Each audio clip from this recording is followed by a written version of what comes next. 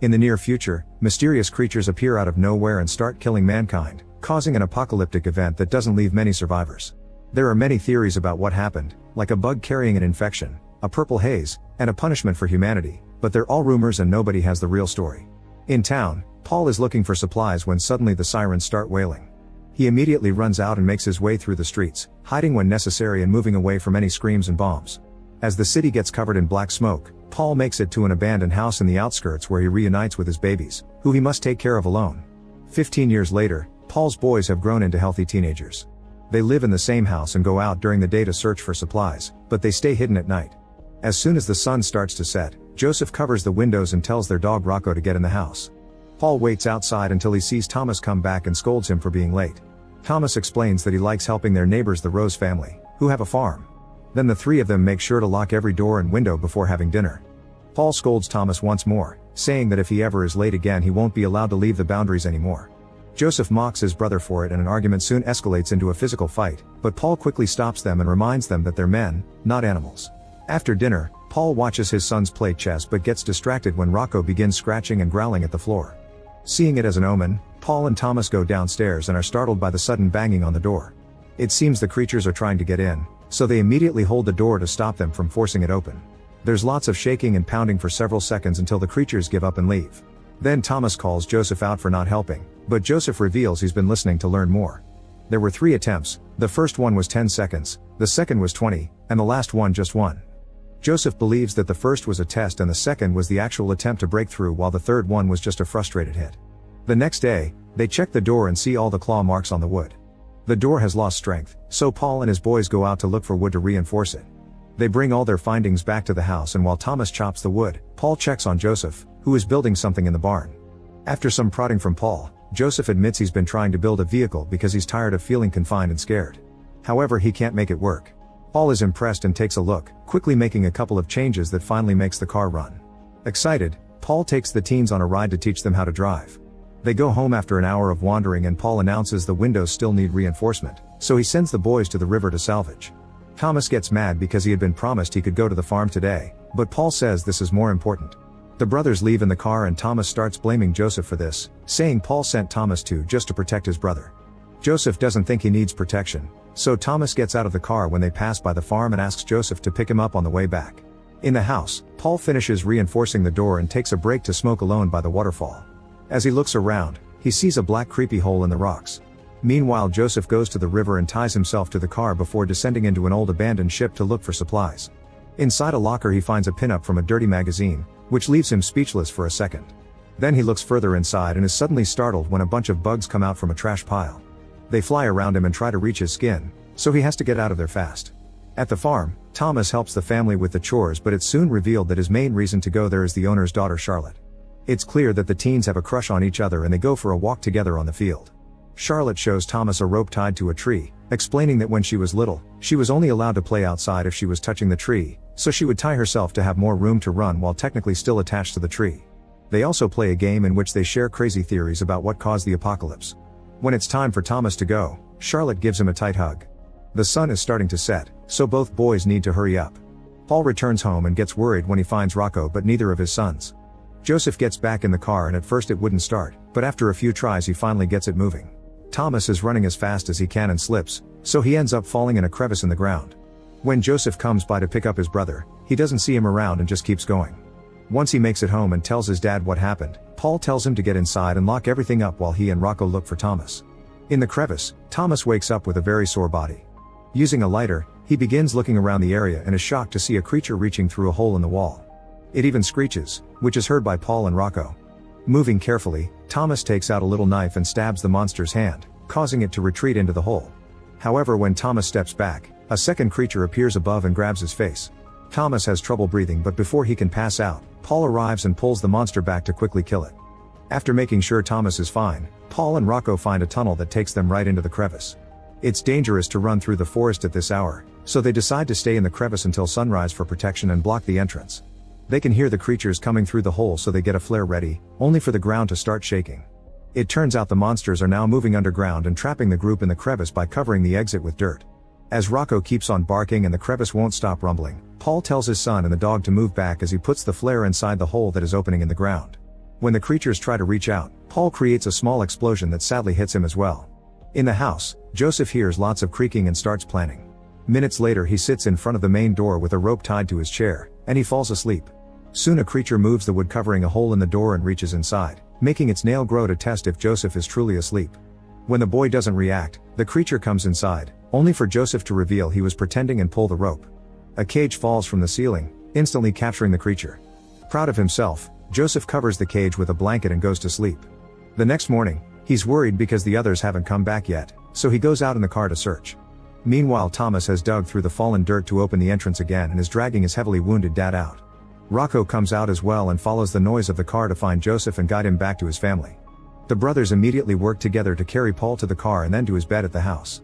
While they discuss how to proceed, Thomas finally notices the cage and looks under the blanket, which causes the creature to go crazy. Joseph immediately puts the blanket back, explaining that light hurts the monsters. Then they bandage Paul's wounds while Joseph explains that last night the creature took 8 seconds to come in, the shortest time yet. He's also sure there was a second creature that went away. Their behavior is changing too quickly and Joseph concludes something isn't right. Thomas points out that the creatures are smart. Last night they killed a bunch in the cave and maybe they came here for revenge, because Charlotte said they rarely go to the farm. Joseph doesn't think they killed the creatures, he thinks only Paul did it. To prove himself, Thomas tries to kill the creature in the cage. Joseph tries to stop him because he wants to study it, and in the struggle the monster comes out, quickly hiding under the bed. When it finally peeks out, Rocco starts barking at it, so the monster transforms to attack. Joseph rushes to hold it down and Thomas then cuts its head off with an axe. Still wanting to learn more, Joseph takes the body to the barn and starts opening it up while Rocco and a bunch of bugs watch. No matter how much he cuts though, he gains no further understanding of what it may be. Then Thomas tells him that they should take Paul to Charlotte's farm because they have a better house and actual medicine. Joseph doesn't think the roses will help him, but Thomas forces him to come along. The brothers put Paul back in the car and drive to the farm, where Charlotte's parents prove Joseph right. They don't have enough medicine to spare, so they refuse to take in someone hurt so badly. Charlotte protests, but she's ignored. However, her parents do agree to let Thomas stay, which would leave Paul and Joseph with more resources at their house. Joseph immediately walks away, and when Thomas follows him, an argument ensues in which Joseph blames Thomas for their dad's incoming death. Furious, Thomas pushes his brother to the ground and starts choking him, but when he realizes what he's doing he pulls back. Joseph immediately gets in the car and drives away with his unconscious father, so Joseph joins the family at the farm. Afterward, Charlotte shares some actual good food with Thomas and shows him some of her belongings, which Thomas has never seen before. The teens share a sweet moment and kiss, only to be interrupted by Charlotte's father, who sends his daughter to another room. On his way back, Joseph notices the sheep running in fear and mounds of dirt everywhere, which means the creatures are moving underground. When he makes it home, he sees a path of dirt near the wall, so he fears the monsters may be underneath the house. After taking care of his dad, Joseph goes to the barn and starts gathering objects to make a new plan. He also starts blocking all the windows, and as he moves around the house, he falls in when he steps on a carpet. There's a hole under it, so he concludes the monsters are already inside the building. At the farm, Charlotte finds Thomas snooping around the kitchen. He's still worried about his dad, so he wants to find some medicine and leave. Charlotte gives him the medicine and he thanks her with a hug as he promises to come back, unaware someone can overhear them. Thomas runs out, but before he can reach the gate, a farm employee points his gun at him, accusing him of stealing. A desperate Thomas tries to explain Charlotte gave it to him, but the man doesn't believe him. All the employees team up and take Thomas to the barn, where they tie him up and play some music to cover up what they're about to do to him.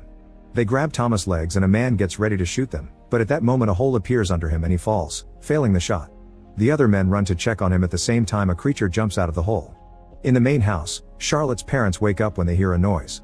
The father lights a candle to go investigate, only for a creature to get in the room and attack. The candle falls and immediately starts a fire while the monster jumps from the father to the mother, trying to kill them both. The father pulls it back and the mother runs out of the room to find her daughter, but the creature jumps on her before she can go too far. The monster shakes to transform again and starts puking all over the woman before striking. In her bedroom, Charlotte hears how both her parents are murdered. Once the noises stop, she comes out and is horrified to discover a trail of blood, which she follows until she finds the creature in the bathroom with her mother's body in its back. At the barn, the men are trying to fight off the creatures to no avail. One by one they start to get killed, and those who manage to get out are chased too as more creatures keep arriving. The barn soon catches on fire and Thomas manages to knock over the furniture he's tied to, breaking the wood to free his hands. At that moment a creature finds him, but before it can attack, it gets shot down by Charlotte. Afterward the teens run out and Thomas sees the house on fire. Charlotte explains her parents are gone, so they agree to go to Thomas' place.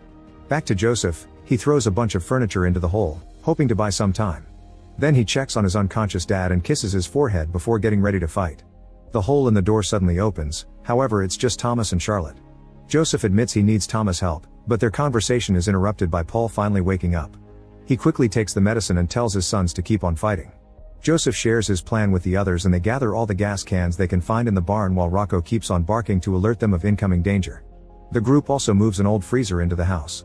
Next, Thomas and Charlotte begin reinforcing every remaining window while Joseph makes a pile of furniture and pours all the gas on it. On top, he also adds every explosive object he could find and one of his dad's cigarettes, which is slowly burning down.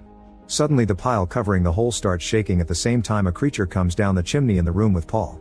From the hole another monster comes out and when it crosses a door, Thomas stabs it from behind. The creature immediately attacks back, but Thomas retrieves his knife and stabs it in the head, actually killing it now. A third one goes after Charlotte and she quickly shoots it down. Then the duo runs to rejoin Joseph and they begin moving the freezer again only for the door to open behind them, revealing Paul is up and covered in blood because he killed the chimney monster. Paul takes Charlotte's gun and starts shooting at the floor to hit the creatures downstairs. However, the horde is huge and soon it appears in the corridor, running towards him. Paul kicks the first one to cause some shaking, and the weight makes most creatures fall through the floor. A few monsters still manage to stay, but the teens run to kill them before they can hurt Paul, who is impressed by the trio's teamwork. Afterward the three teens and Rocco run to the freezer. Instead of following them, Paul closes the door and stays to buy them some time. The group hides inside the freezer while Paul remembers the day he held his babies tightly, telling them it would be okay. A new horde of creatures bursts in and Paul distracts them until the pile of furniture finally explodes, causing the whole house to crumble and catch on fire. The freezer starts rolling and keeps going for several minutes. When it finally stops, the teens come out and desperately search the debris for Paul, only for a creature to suddenly jump out. The group runs to the car and drives away as the monster chases them covered in fire. Charlotte's bullets don't do anything, so when the monster is close enough, she hits it with her gun and makes it fall apart. A few miles later, the group stops the car and looks at the stars, which they never saw before because they were always inside at night. The next morning the group returns to the house and decides they don't want to rebuild the same place. After gathering any supplies they could find, they bury all their loved ones and say a final goodbye. Afterward the three teens and Rocco leave in the car, hoping to find a new home in the farms down the valley. Make sure to subscribe and turn on notifications so you can watch more videos like this. Thanks for watching.